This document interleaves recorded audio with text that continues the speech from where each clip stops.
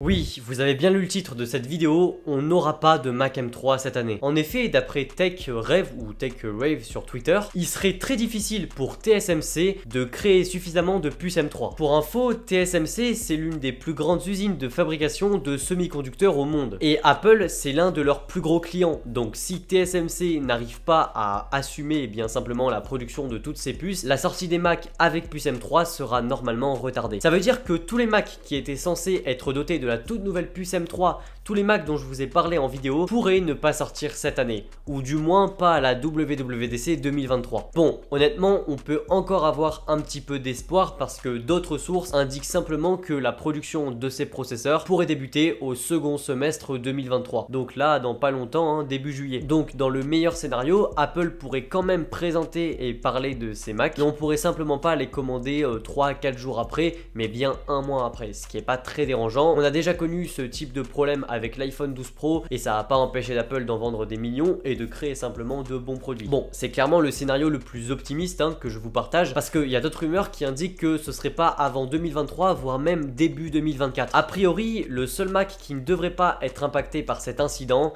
eh bien c'est simplement le MacBook Air M2 de 15 pouces. On en a déjà parlé dans cette vidéo, eh bien lui, il aurait la puce M2 qui était déjà présente sur le MacBook Air de l'année dernière. Donc ce serait parfait pour Apple, ils écouleraient simplement les stocks. Donc à la WWDC, on retrouverait probablement ce MacBook Air M2 de 15 pouces et si les rumeurs sont justes et vraiment si on a de la chance, eh bien on pourrait également retrouver le fameux casque de réalité augmentée et réalité virtuelle, réalité mixte, le Apple Reality Pro à cette WWDC 2023. Donc ça c'est pour le matériel et donc pour le logiciel, on retrouvera bien évidemment iOS 17, iPadOS 17, macOS 14 et watchOS 10 qui aurait normalement une mise à jour majeure. Bon, moi ce qui m'inquiète un peu plus, c'est pour les iPhones en septembre qui vont être présentés parce qu'on sait que tous les processeurs se ressemblent et si la production est impactée à cause de TSMC, on rappelle que c'est une production de puces à 3 nanomètres, ce qui pourrait engendrer bien plus de performance, une meilleure gestion de la chaleur et une meilleure autonomie aussi évidemment, et bien normalement les iPhone 15 hériteraient aussi de ce que a la puce M3,